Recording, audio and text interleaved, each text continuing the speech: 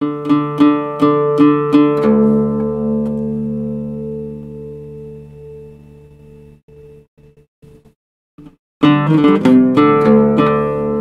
guys, thanks for joining me today.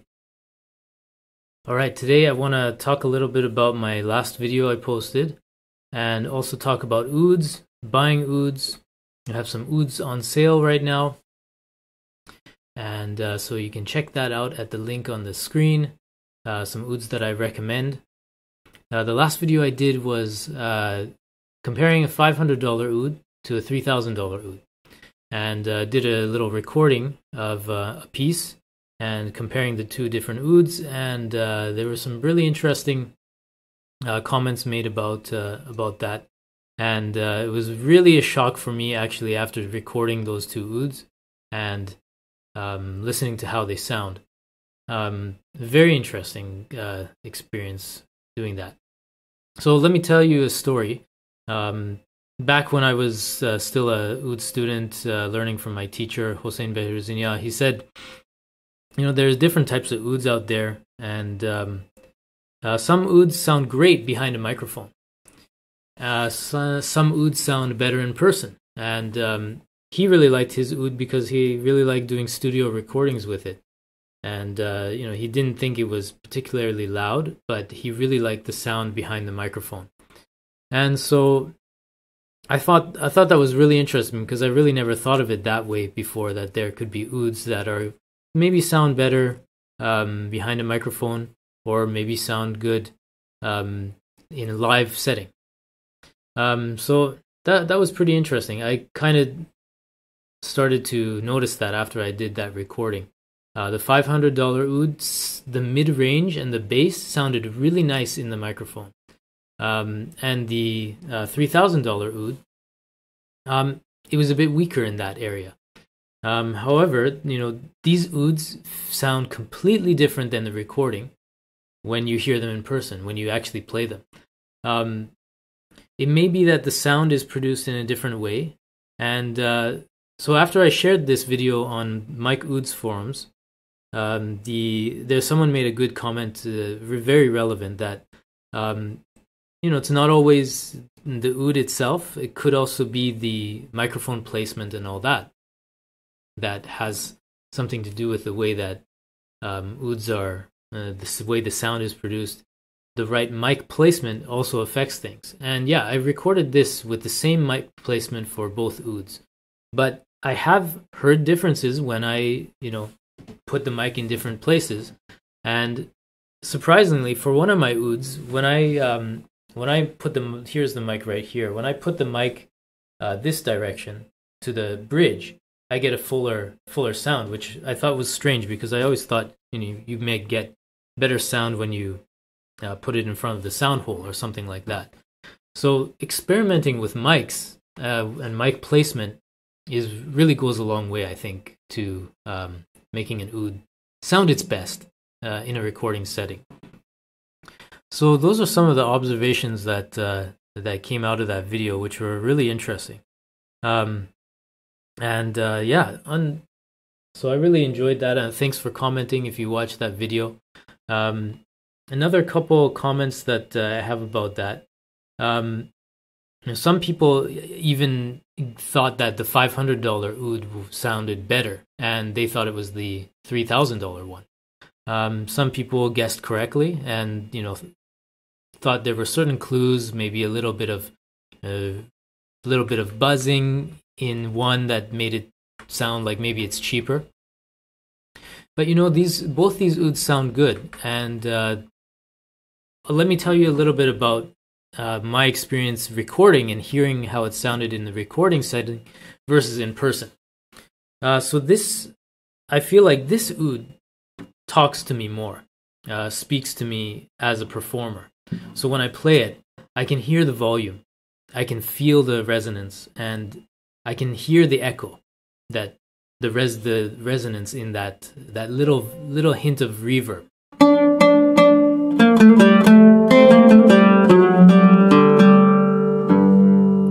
And I can really hear that, and I can really hear a strong, really strong, powerful sound. However, if I play the Zeryab oud, it sounds very weak to me. I wonder if the Zeryab oud is projecting the sound out, whereas this oud maybe is projecting the sound toward me. So very interesting there. I don't really know. I'm sure there's other tests you can do to see where the sound is going, and I'm sure mic placement would be relevant for that.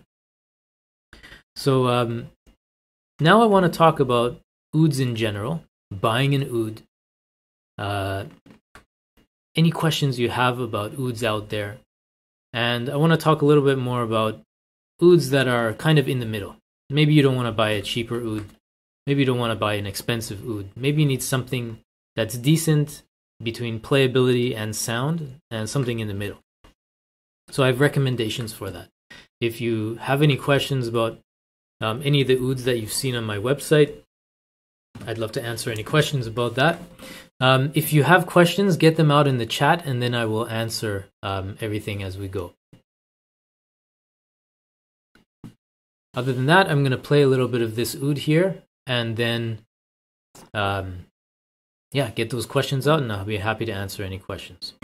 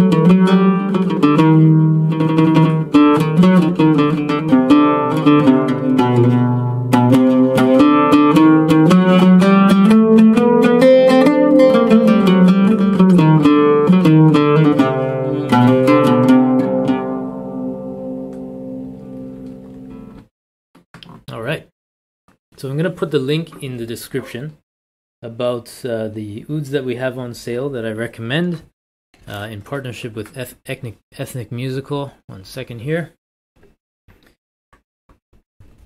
This in the chat.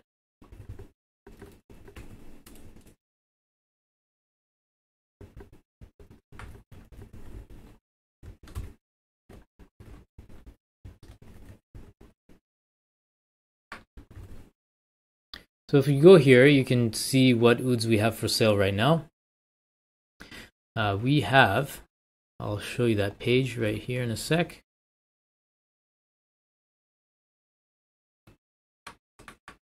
Wrong one there.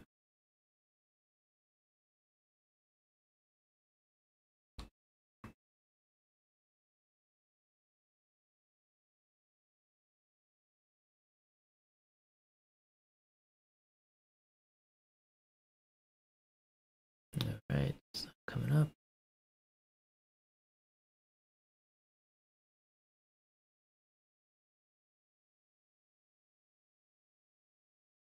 All right, here we go. So let me tell you a little bit about these ouds that we have here. So we've got a entry-level Zeryab oud for $6.99. The price includes free, reliable EMS shipping and a oud for guitarist learning program of your choice. And then we've got here intermediate pro Arabic oud. These are made in Turkey with a classic walnut bowl, sweet sounding double A cedar soundboard. So the whole bowl is walnut, and the cedar soundboard there, very nice ebony fingerboard, ebony pegs, $8.49, including DHL shipping and oud for guitarist learning program. Again, same deal here, but a different design. Strong and gorgeous mahogany maple bowl, again with the same double A cedar soundboard. and this is also $8.49. And we've got DHL shipping to North America, Europe, Japan, Australia, and the price includes Oud for Guitars learning program of your choice. So you can check these out. You might not be a beginner, so I have other programs that you might be interested in. Step-by-step Taksim, learn how to start playing Takasim, and the masterclass, which teaches you how to play ornaments on the oud. The Maqam Mastery Program, this goes through about 30 maqams in the Arabic tradition, and how to improvise in those a little bit, and how to learn and approach maqams in a way that really digests it for you and helps you absorb what's going on in maqams, with a little bit of Arabic maqam theory in there, just a little bit. And then if you're a bare beginner, or maybe still a beginner, maybe playing for a few months or something, Oud Foundation level 1 to 4, all those would be in there. So you can choose one of these. And this offer ends in 2 days. So let me know if you have any questions in the chat about that. So now I'm going to get to your questions. One moment here. Okay.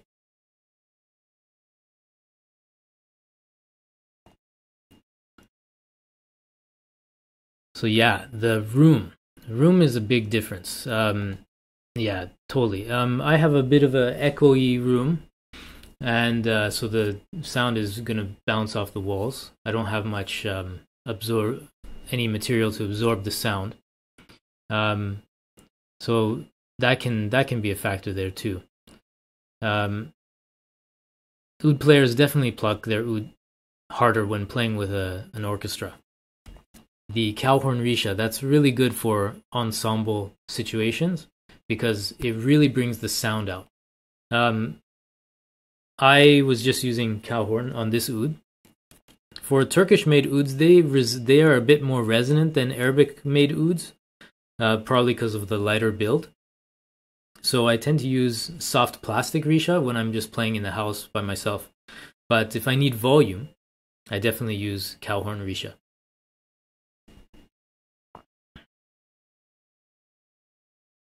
All right. PB, nice to see you here. Max, thanks for that comment. That's a really good point. All right.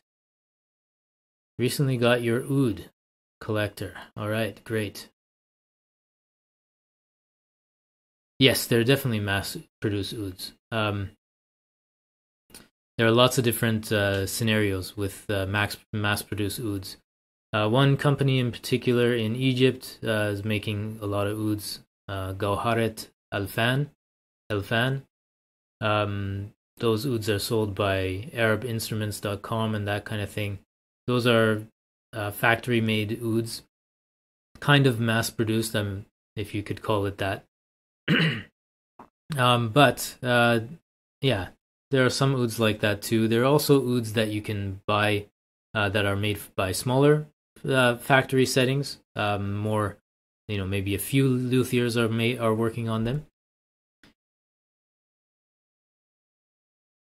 Is there a company that makes affordable ouds that mine could have come from? Yeah, so there's a lot in Turkey that are making inexpensive ouds. Like I said, Gawharet Elfan and those types.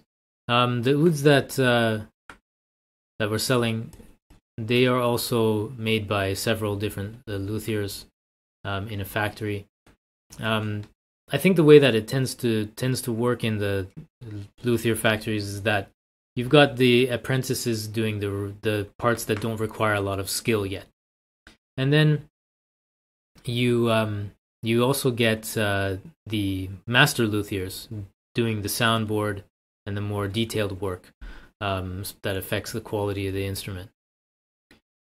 Hi Carol, thanks for coming out. That's great. Thanks for commenting. Would you expect there is a difference in the sound of the two Pro ouds given the different bowl woods? That's a really good question. With the wood in the bowl, I've heard that percentage-wise, the sound production in the bowl is maybe about 20% or so, 20 to 10%. But there's definitely going to be some effect. Walnut is a very lightweight wood, and mahogany and maple, maybe the walnut is a little bit lighter. And that way it'll sound vibrations will naturally vibrate more, I think, in a lighter weight wood. But other than that, it would be really hard to know how it's going to affect the sound, with such subtle difference of wood. And also from one player to another, the way they play, there's just so many factors. I think we're talking about small percentage points when it comes to the difference in the wood. I think it's more of an aesthetic choice, and what you kind of like in a wood. Maybe to some people, all walnut is kind of boring.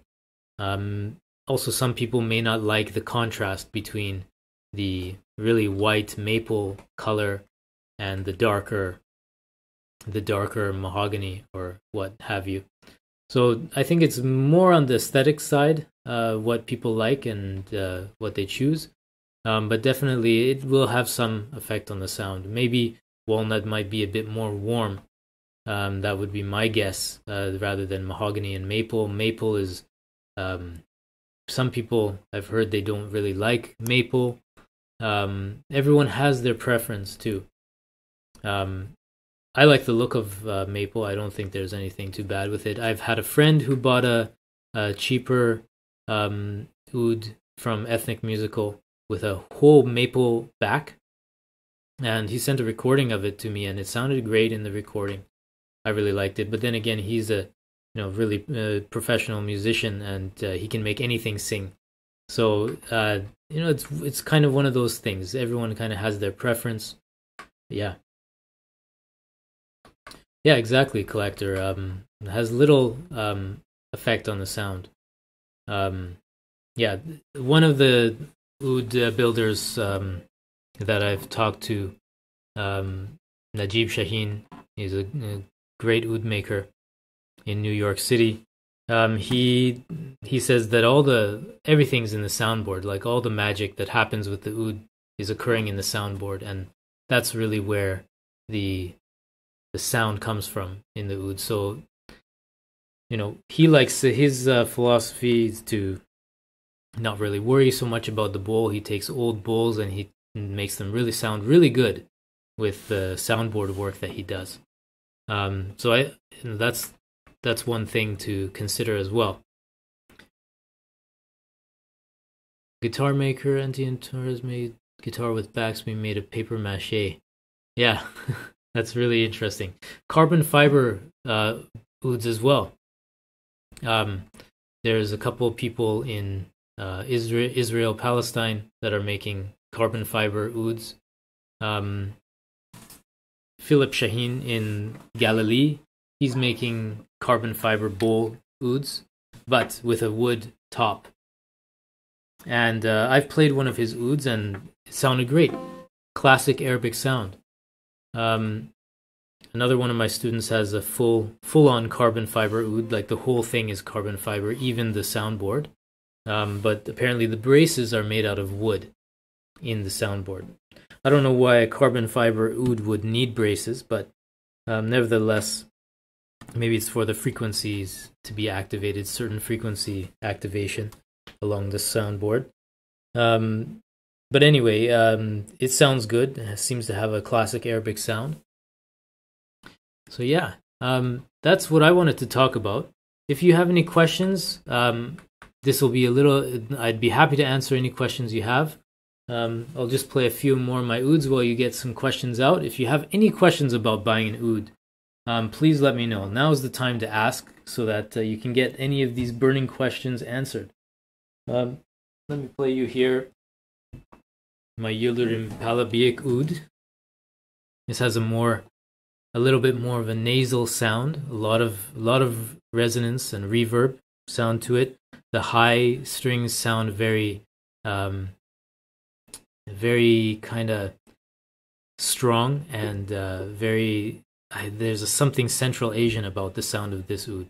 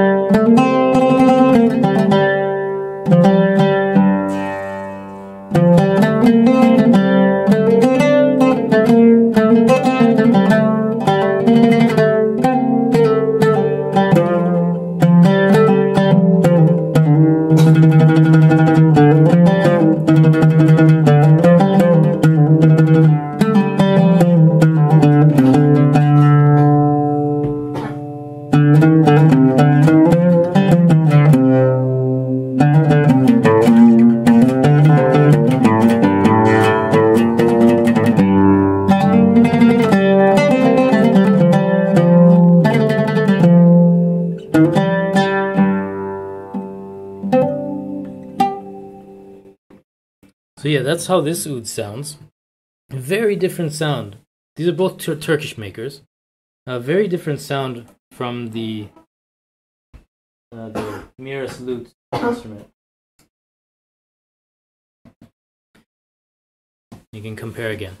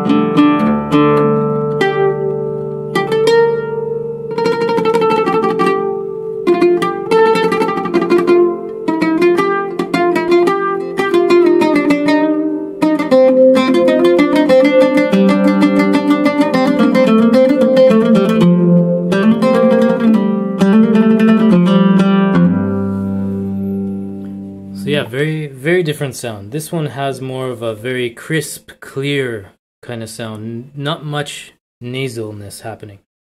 And it's hard to explain. But let me know what you think in the comments, of course, of both of these ouds. Which one you like better. Everyone has their taste, their preference. Yeah, so let me answer some questions here. PB, what tempos, rhythms? What do you mean by that? I want to improvise like Kayhan, the Iranian, a fingerpick 12 strings. Okay, and finger picking. Okay, what would you suggest to be able to improve? Yeah, that's a good question. So you use finger picking style on oud. Is that correct? If you can clarify that, that'd be great. All right, let's see. Our pyramid brand Celluloid Risha is a good choice. I'm currently using the ones that came with my oud, Istanbul brand, I believe. Yeah, they're okay. I use them from time to time. One here. I don't know if you can tell the difference or not. That was pyramid, cow horn. It's hard to tell the difference, even in person. You know, sometimes I play around with Risha all the time, and then at the end of the day, I just can't decide which one I like better. After a while, it really doesn't matter what you pick up and play the oud with. You know, sometimes you get into different moods and you like something better one day, you like something else the other day. So sometimes I like these soft plastic Rishas too.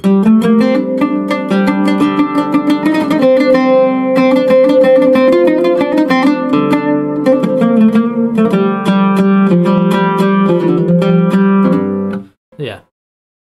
They're not bad. They do the job.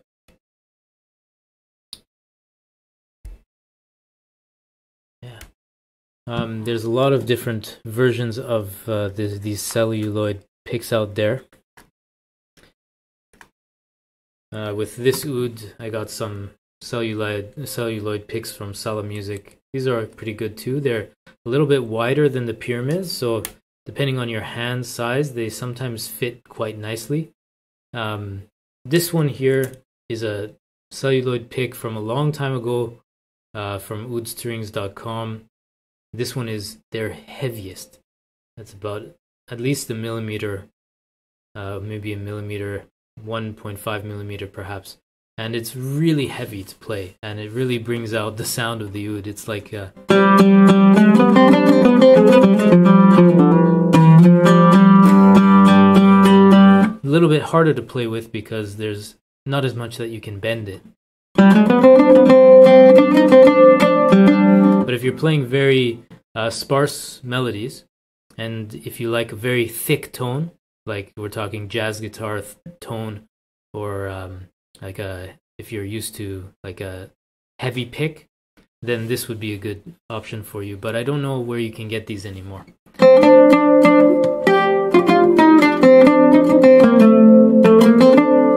That opposed to the pyramid celluloid, which is a very soft. You get very thick tone with the thicker risha. You get a very kind of a little bit more tinny sound with the soft ones, but they're good for doing tremolo with. All right.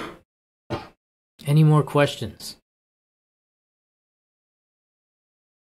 So you play 12-string finger-picking flamenco, but do you play finger-picking on the oud or guitar?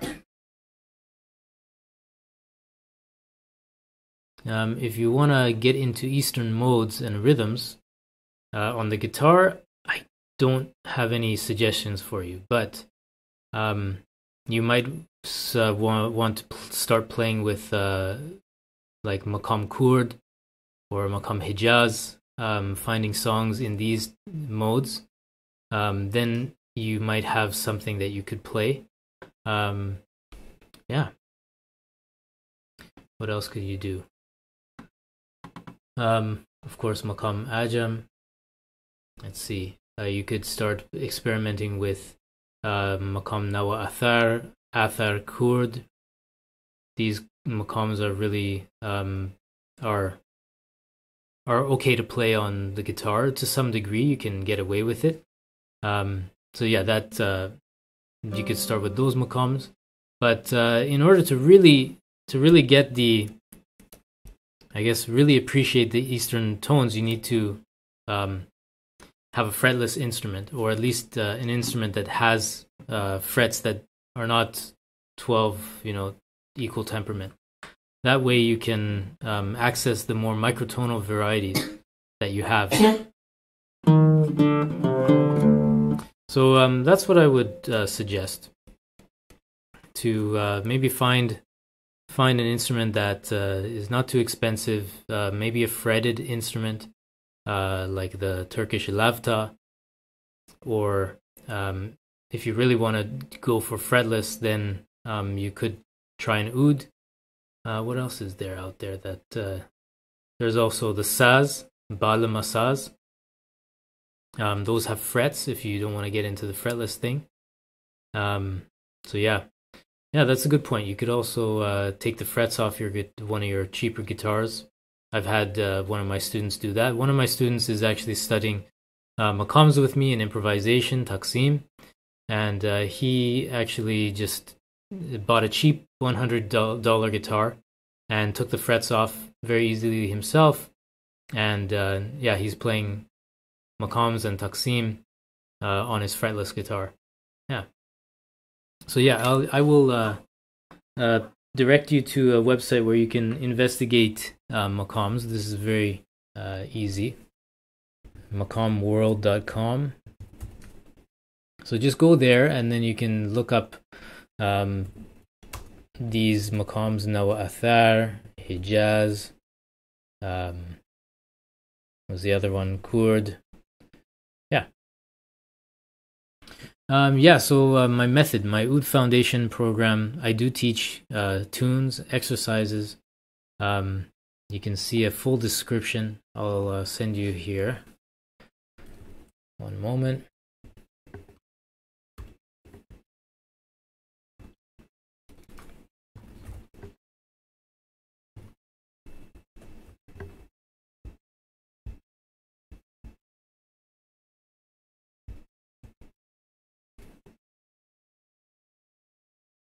You can check out all the details there. Oh, sorry. Don't go to the HTTP one. Go to the HTTPS.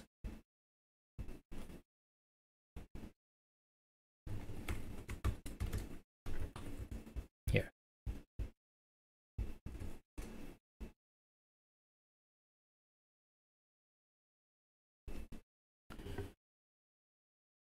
Yeah, there's a lot of information out there. There's a lot of books on Macam studies and whatnot. Of course, I also have my Macam Mastery program, which goes through 30 Macams. I'll show you where that one is as well.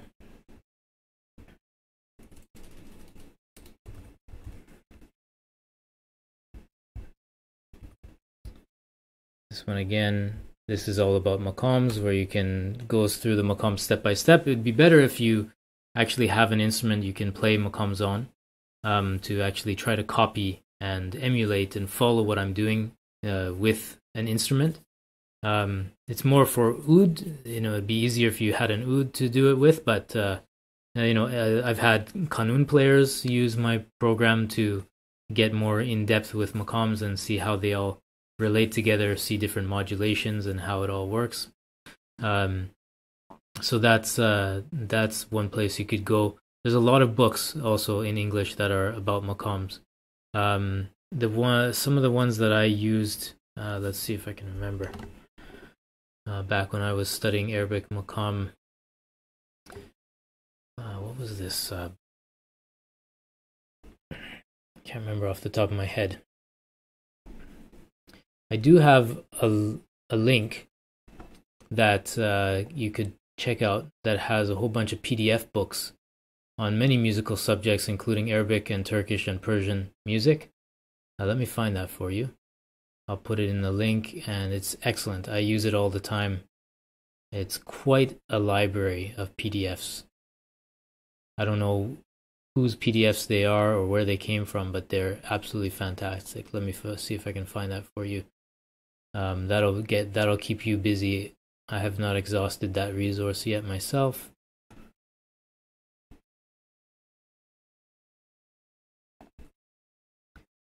Okay, this site here. This is just a huge index of PDFs. Check that out there.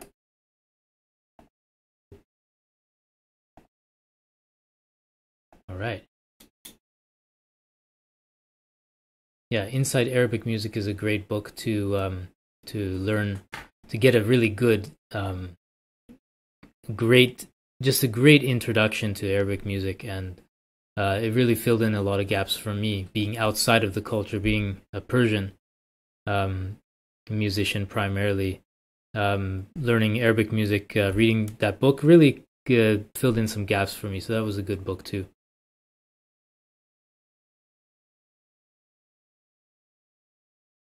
All right, so if there's no more questions, please check out those links in the description.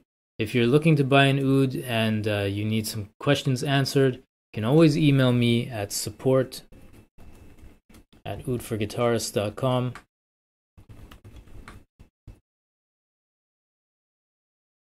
All right. So thanks so much for joining me today, guys. Really happy to see you all here. Thanks, Carol. Thanks, Chris. Good to see you, Chris. And everyone who commented, asked questions, thanks so much. It really means a lot. Hope to see you again. Yeah, I have tried playing Indian music. I played a couple. There's actually an old video I have up there with me playing some with a sitar player. We're kind of playing like more Pakistani, Afghani kind of tunes, but anyway, you'll get the idea. Let me find that one for you. That's a fun video.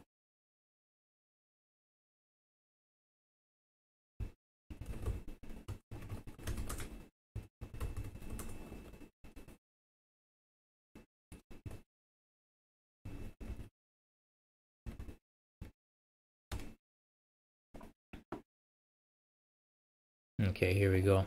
This is a cool video. Hope you enjoy it.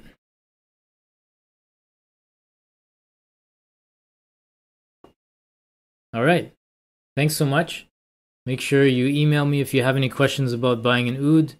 Like I said, and for the next 2 days, you can get an oud bundle with oud learning programs, and you save money. So you save money on my oud learning program. If you were to buy the oud separately and my oud learning program separately, you'd spend more money. So I've bundled them together so that you can save at least $100 or so, depending on which program you choose. So yeah, so great deal for this holiday season. So wish you guys the best. Next week I will also have a beginner's oud YouTube lesson. Another YouTube videos coming out this week and next week, and we'll also have a bundle on oud learning programs separately from the oud and oud learning lessons that we've got this weekend. All right, so thanks so much. Good to see you guys. Have a good one. Bye.